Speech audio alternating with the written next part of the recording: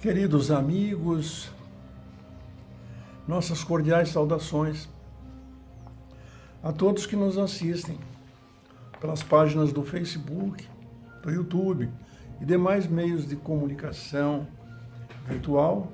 Em nome do Centro Espírita Paz e Amor, enviamos nossa elevada estima e consideração com votos de muita paz. Hoje, dia 29 do mês de setembro de 2020, o mês em que a Pátria Amada comemora a sua independência, cumprindo a programação das memoráveis terças-feiras, nos registros desse santuário de paz e amor, lançamos nossos pensamentos, ainda que simbolicamente, na Casa do Caminho do Antanho, edificada pelo apóstolo Simão Pedro, porque esta casa que hoje também nos abriga está marcada pela árvore frondosa, plantada pelo nosso patrono, o nosso querido amigo, o professor José Rampazzo, consciente de que as suas sementes estão prontas para florescerem no estudo da Boa Nova, ou seja, o Evangelho segundo o Espiritismo, na prática da caridade que se faz a própria doutrina, na sua divulgação. Por isso é o momento de realizarmos a nossa prece de abertura, porque é cogente iniciar esse trabalho amoroso desta noite sob o amparo dos arautos do bem, com uma sentida prece.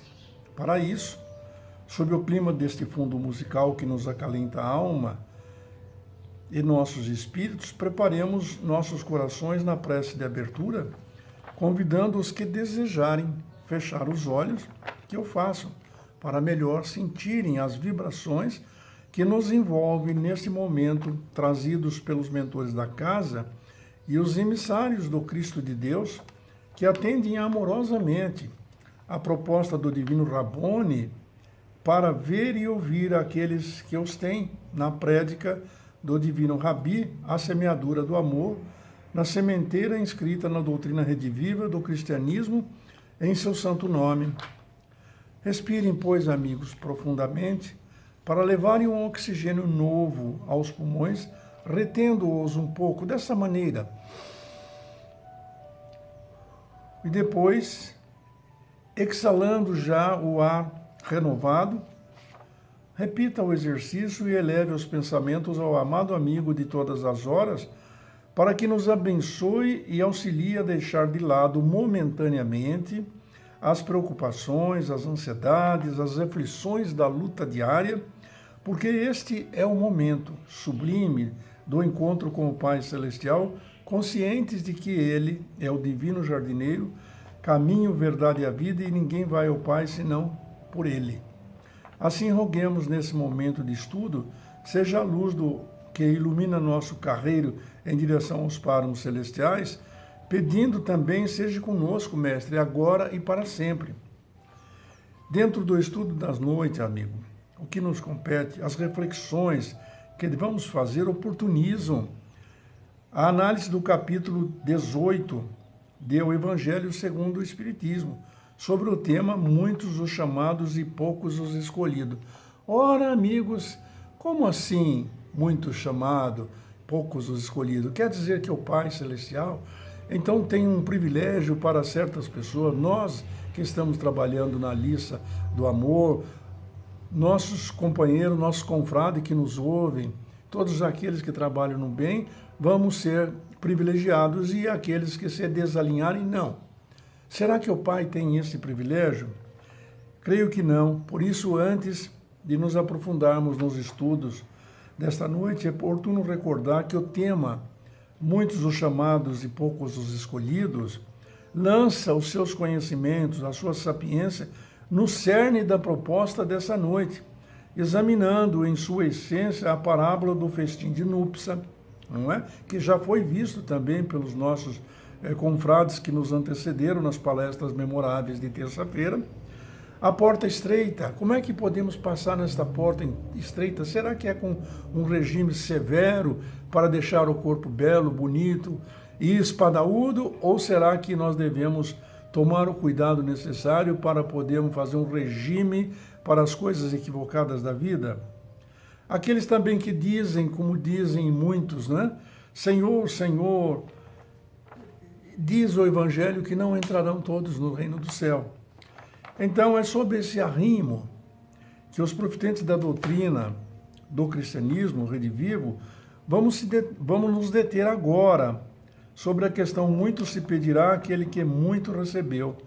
E para anelar, para desejar, para ansiar que essa narrativa evangélica seja fiel, pedimos licença para a leitura desse texto em comento, ipsis verbis segundo São Lucas, dizendo que o servidor que soube a vontade do seu Senhor e que todavia não estiver preparado e não tiver feito o que esperava dele, será batido rudemente. Mas aqueles que não soube a sua vontade e que tiver feito coisas dignas de castigo, será menos punido. Muito se pedirá àquele a quem se tiver confiado mais coisas. Sob a luz do mesmo princípio, estabelece São João, ipsis verbis, o seguinte texto: eu vim a este mundo para exercer um julgamento, a fim de que aquele que não vem e aqueles que vêm se tornem cegos. Oh, sim, amigos, imaginemos, queridos irmãos, é sobre essa imorredora lição do divino Rabi da Galileia que se alinhava os pensamentos dessa noite, sob a perspectiva e o interesse do conhecimento, da cognição, para bem se alcançar o caminho da evolução, que é um dos nossos propósitos. Desse modo, sobre a emoção do momento e na ótica deste pecador, pede-se licença para dizer que, de fato, considerando que Jesus falava o aramaico, língua contendo escassos predicados, como bem o sabemos, ele adotou a pedagogia das parábolas, a exemplo do que também consta do livro sagrado da Bíblia, contando histórias, facilitando assim que os viajores da eternidade pudessem, cada um a seu tempo e instrução, bem assimilarem as lições ministradas naquela oportunidade. Essa é a razão do compromisso do Cristo de Deus, que não nos deixa órfãos. Promessa cumprida, conforme os registros históricos da humanidade, no dia 18 de abril de 1857, quando veio a lume o Livro dos Espíritos, contendo 501 questões, cujo lançamento se deu no Palais Royal da Galeria Orleans, na sede da livraria do Senhor Danti, ou Senhor Dante na nossa linguagem. E segundo consta, o evento ocorreu numa manhã de sábado, quando o Champs-Élysées encontrava-se perfumado e ensolarado com um rosário de flores perfumando a atmosfera.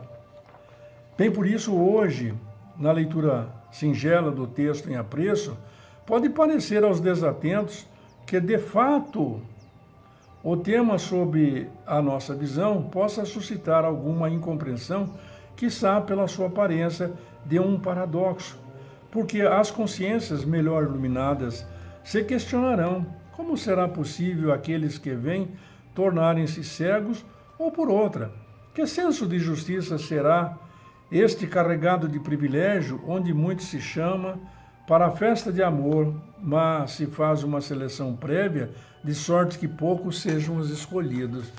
Ora, meu Deus, que não se engane a rasa filosofia dos desatentos na vida e no carreiro da nossa existência.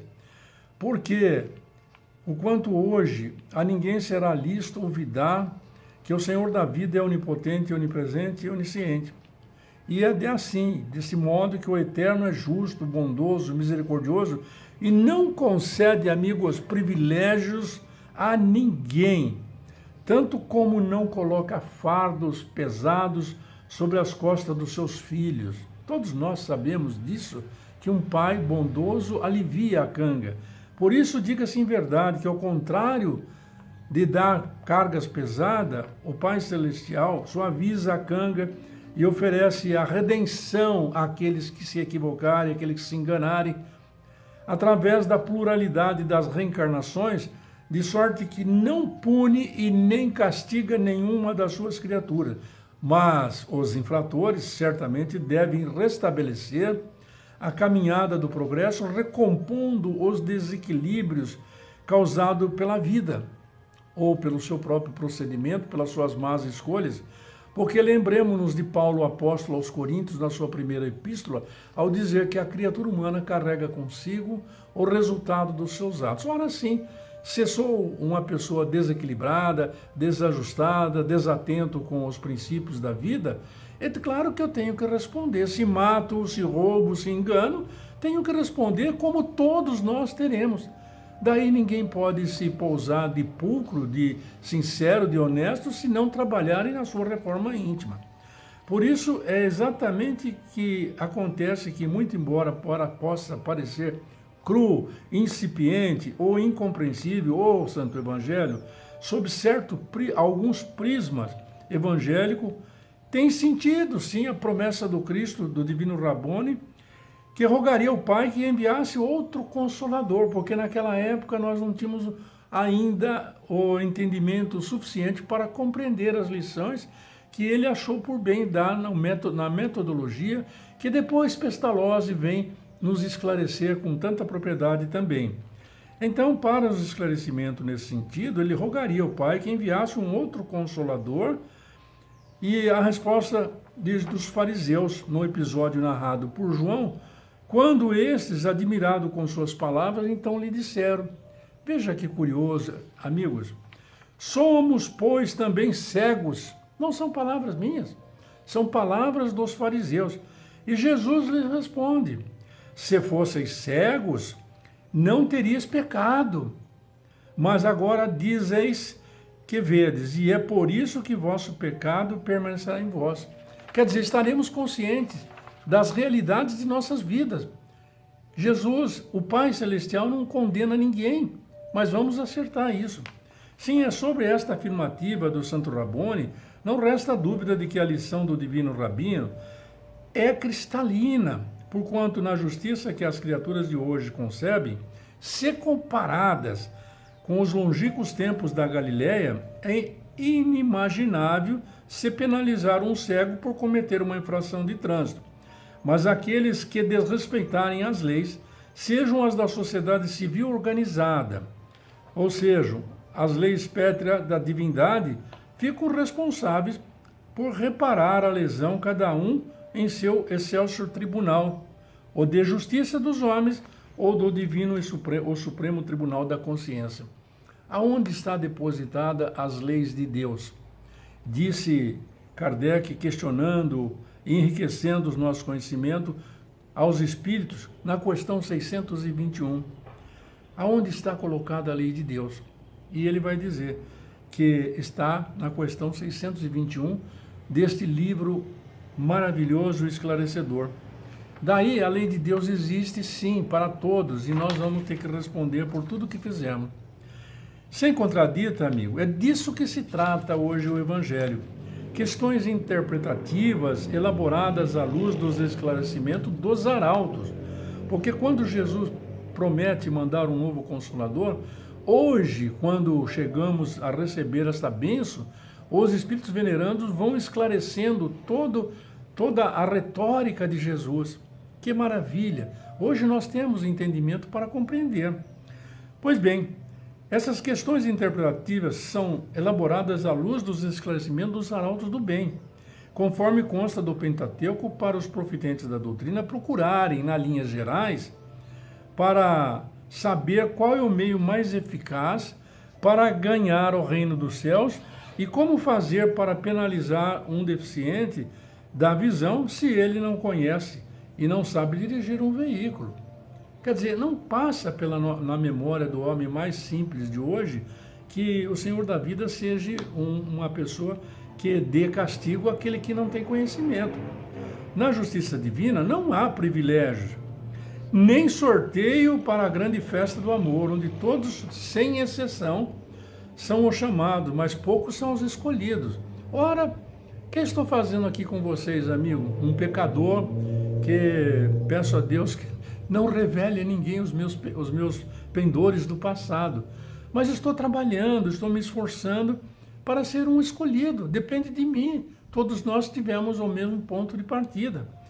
Então, a esse propósito, que responda por nós a consciência do justo. É o que diz Santo Agostinho na questão 918 e 919 do Livro dos Espíritos. Por quê?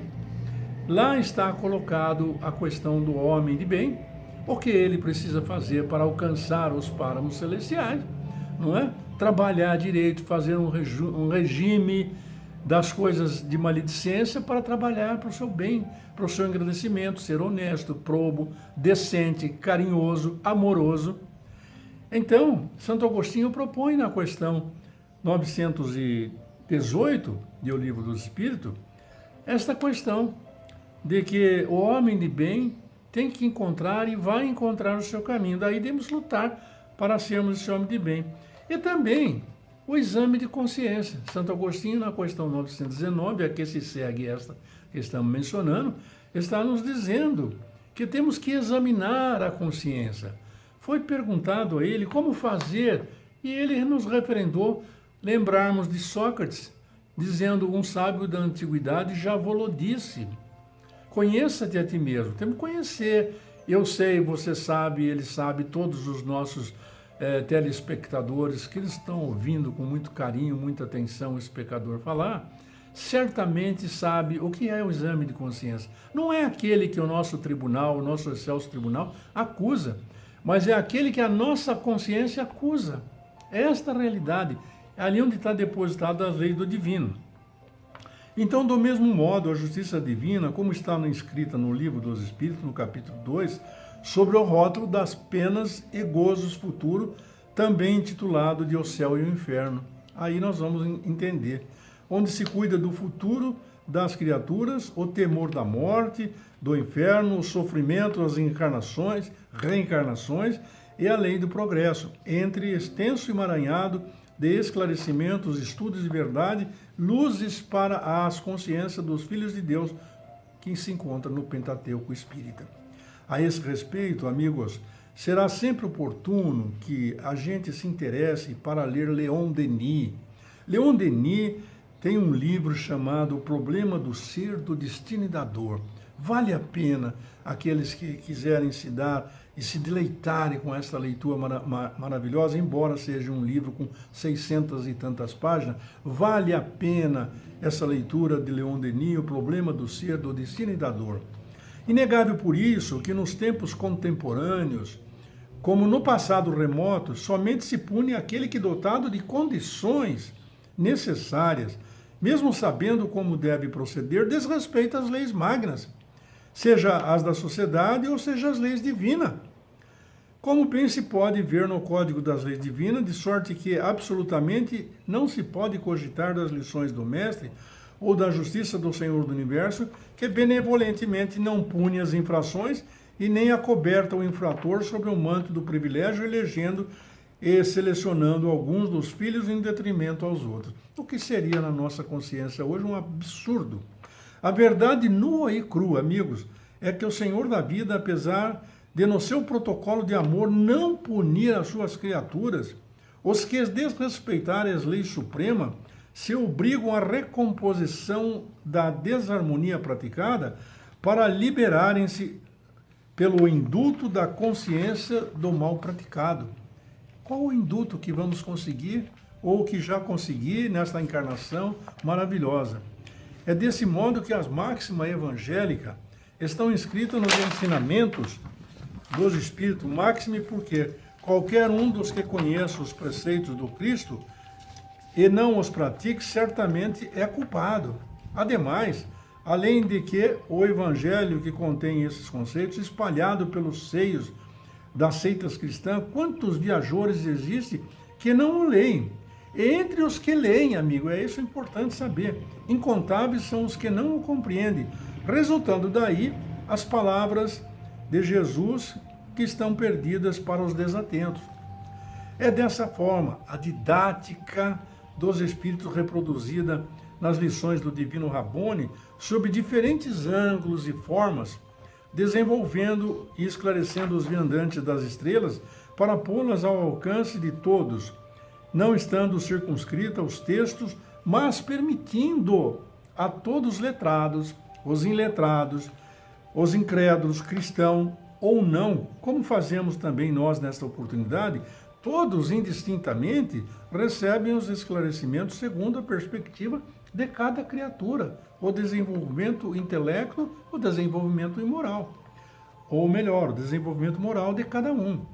Assim vale recordar que, segundo João, no versículo 14, 16, o divino jardineiro assegurou, entre aspas, são palavras do mestre, eu rogarei ao Pai e ele vos dará outro Consolador, para que fique convosco sempre. É sob esse manto desta promessa que, a partir da chegada do Consolador em 18 de abril de 1857, para ficar entre as criaturas da consciência cósmica, inteligência suprema do universo, nenhum dos que receberam ou que recebem as lições podem pretestar em ignorância, excusando-se por falta de instruções ou obscuridade no sentido alegórico que Jesus empregava naqueles tempos. Aquele, portanto, que não aproveita essas máximas para a reforma íntima e que as admira como com coisas de muito interesse e curiosas, sem que lhe toque o coração, que não se torne menos orgulhoso, menos egoísta, menos apegados aos bens materiais, nem melhor para o próximo, mas culpado é, sem dúvida, porque mais meios tem de conhecer a verdade.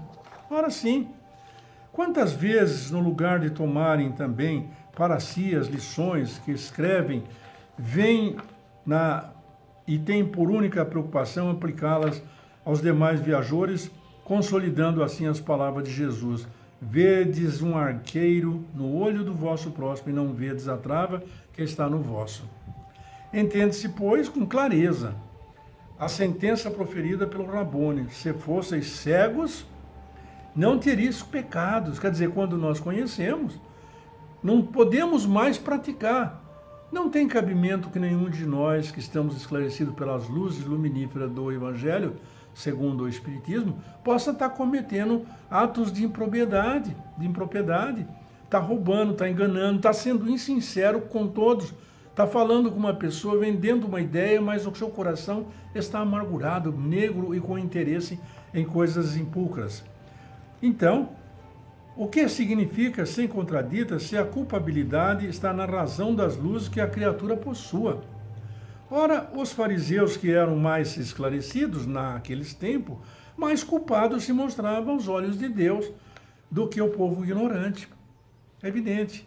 É, pois, inegável estar claro o conceito em exame também nos dias de hoje, bem compreendendo a proposta da noite, máxime considerando que os espíritas, todos aqueles a quem muito foi dado, porque é da lei divina, muito será pedido. Não vejo nenhuma injustiça nesse sentido, muito embora as alegorias que o mestre usou. Sob o fluxo desses conceitos, atentos todos aqueles que recebem a luz dos esclarecimentos, nestes, obviamente, os espíritas sinceros devem procurarem saberem se os conselhos que os espíritos nos oferecem, e oferecem a toda a sociedade, alguma coisa não lhe diga respeito, porque a nobreza do Espiritismo é veículo multiplicador do número dos chamados pela fé que proporciona ampliar o número de escolhidos. Não adianta, amigos, não há outro caminho. O regime salutar das coisas equivocadas e a escolha da porta estreita que nos leva aos páramos celestiais. Ó sim, que não se engane a rasa filosofia dos que trafegam pelo carreiro da existência, porquanto, naqueles tempos, alguns fariseus que estavam com ele ouviram suas palavras e lhe disseram: somos nós, pois... E levante aspas, porque essas palavras são dos fariseus, esse questionamento é dos fariseus, não é desse que vos fala. Somos nós, pois, também cegos, questionando Jesus naquele episódio. E Jesus lhe respondeu: se fosseis cegos, não teríeis pecados. Mas agora dizes que vedes, e é por isso que vosso pecado permanecerá em vós. Ora, amigos, eu faço as coisas erradas, e consciente do que a luz já bateu no meu coração, já bateu em minha vida, já me ensinou. São tantos arautos do bem que levam a todos os rincões a palavra do Cristo, em várias religiões, não importa a religião. O Espiritismo, essa doutrina maravilhosa, é saudável exatamente por isso. Não importa a religião, existem mais de 4.000 no mundo de Deus. O que importa são os preceitos. Jesus não deixou para ninguém uma síntese de qual religião deveriam seguir. Então, nessa síntese apertada, podemos dizer que a proposta contida nos Trabalhadores de Última Hora, escrita no capítulo 20 do Evangelho segundo o Espiritismo, argamassa o entendimento da misericórdia do Pai Celestial e a sua justiça, quando o Senhor da vinha questiona o seu fâmulo. Todos nós sabemos, teu olhar é ruim porque eu sou bom. Quer dizer, nós podemos fazer as coisas da maneira, Deus faz as coisas com essa separação de casta, de filhos, etc. Não, Senhor. Nós vamos entender primeiro que é inegável que o Senhor do Universo não pune e não oferece privilégios a ninguém, pois todos têm o mesmo ponto de partida e as mesmas oportunidades para alcançarem os páramos celestiais. Resulta, então, deste protocolo, sem dúvida, que ele é justo, é misericordioso, é todo amor e bondade, oferecendo aos recalcitrantes, ou seja, aqueles que erram, que se equivocam, que se enganam, que se deixam levar pelos maus pensamentos, a pluralidade das existências, através das reencarnações, contendo a lei de equilíbrio universal, de sorte que aquele que muito recebeu, sim, deve ser fiel depositário das bênçãos que lhe chegaram a mãos cheias, todos os dias e todas as horas, atento à única fatalidade que podemos asseverar que existe para alcançar os páramos celestiais. Por isso, amigos, ponto finalizando sobre a ótica desse discurso evangélico, anelamos possamos guardar no cofre sagrado dos nossos corações o roteiro do divino Galileu sobre muito se pedirá aquele que muito recebeu. Dessa maneira, o momento final da nossa prédica enseja que os amigos coloquem um copo de água ao lado do seu receptor, a fim de que os anjos tutelares fluidifiquem o líquido precioso para ser sorvidas ao final da prece de encerramento, que conduzirá as energias celestes para o fortalecimento do corpo e da alma, servindo também para todo o clã no decorrer da semana, em nome de Jesus Nazaré. Por isso, na prece de encerramento, eu peço que digam comigo, eu pela palavra articulada, e vocês que gentilmente nos ouvem nesse momento do nosso encontro com o Pai Celestial, pelos pensamentos, pelo sentimento da alma. A cada um dos amigos, por essa viagem, pelos sentimentos que faremos nas profundezas do nosso espírito, mentalize a figura amorosa de Jesus, dizendo: Mestre querido, mais uma vez, em Tua presença, Te evocamos para que nos leve ao Pai Celestial, a fim de que possamos fazer com o nosso Pai a nossa gratidão, possamos agradecer e possamos pedir no tríado que a prece nos ensina. Então, Senhor, meu Deus, Pai de amor, de infinita misericórdia, mais uma vez em Tua presença, por intercessão de Jesus, porque Ele é o caminho, a verdade e a vida, e ninguém vai até Ti se não for por Ele. É dessa forma, Senhor, que queremos todos nós que estamos unidos nessas ondas de amor, Te dizemos, Senhor, que nós Te amamos de todo o nosso coração, de toda a nossa alma, de todo o nosso espírito. Que estamos muito felizes hoje, Senhor, por esse novo encontro na seara bendita de Jesus. Queremos aproveitar, Senhor, para agradecer a vida bela, colorida e consentida. Agradecer, Senhor, pelo dia de hoje, por esta memorável terça-feira, por esta cidade abençoada, pela nossa visão, que pode ver as belezas que Tu depositaste no altar da natureza, a nossa audição, Senhor, que pode captar a melodia dos imortais, a nossa audição, Senhor, que pode ouvir o barulho da chuva que cai no telheiro, corre mansinho, fortalecendo a lavoura. Depois, vence as dificuldades naturais e transforma-se ao preparar o reservatório deste líquido precioso para cada um de nós no seu carreiro pela vida. Ela se transforma no éter, sobe aos céus para depois voltar, reverdecendo a terra maravilhosa nesse planeta de provas e expiações que estamos transitando, Senhor. Queremos te agradecer pelos nossos braços, Senhor, pelas nossas mãos que trabalham para ganhar honestamente o pão nosso de cada dia. Queremos te dizer, Senhor, obrigado pelas mãos dos médicos que curam, as mãos dos médiuns que aplicam os passes, transmitindo as energias celestes para fortalecer os nossos irmãos de caminhada.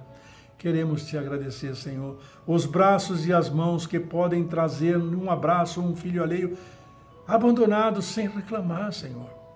Queremos te agradecer as nossas pernas abençoadas que nos levam a caminhar para, trabalhando, realizarmos todo o nosso programa de ganharmos honestamente o pão nosso de cada dia.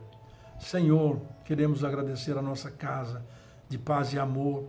Há mais de 70 anos, quase um centenário, já comemoramos 75, nesse trabalho de semear esta semente que o Mestre nos ensinou para cair em solo fértil. Queremos, Senhor, agradecer a esta cidade que nos abriga de coração e alma. Queremos pedir também, Senhor, como diz a prece, batei e a porta se vos abrirá, pedi e obterei. Por isso queremos pedir, Senhor. Queremos pedir para esse pecador que fala, para todos os nossos radiovintes, por todos os nossos telespectadores, por todos os amigos que estão colocados na nossa trajetória para nos engrandecer no caminho da evolução através do perdão, da serenidade, do amor. Assim, Senhor, queremos pedir para nossas famílias, todos os entes que colocarmos no nosso sentimento agora serão envolvidos também pelos mentores da casa para levar a suave brisa da palavra de Jesus. Queremos pedir, Senhor, para que os técnicos, os médicos, os cientistas obtenham esta vacina poderosa que nos livrará deste mal, ajudando-nos a nova caminhada em direção aos esplendores celestes. Queremos pedir para aqueles que trabalham nos hospitais, nas casas de saúde, nos orfanatos, os irmãos que estão embaixo das pontes, por todos, queremos pedir, Senhor, que nesse dia, nesse momento, esta mensagem de amor possa tocar os seus corações. Por isso, Senhor, encerramos as nossas atividades desta memorável noite de terça-feira, na época em que o nosso Brasil, pátria do Evangelho, coração do mundo, como propôs Humberto de Campos, possa ter o seu alvorecer em direção às estrelas, com o caminho da paz que Jesus legou a toda a humanidade. Por derradeiro, Senhor, com esse sentimento, desejamos, todos os amigos tenham uma ótima semana, para que o Divino Galileu também nos abençoe, almejando que o nosso novo encontro, na próxima semana, no mesmo horário, seja coroado de êxito. Que Jesus nos abençoe agora e para sempre. Boa noite, amigos.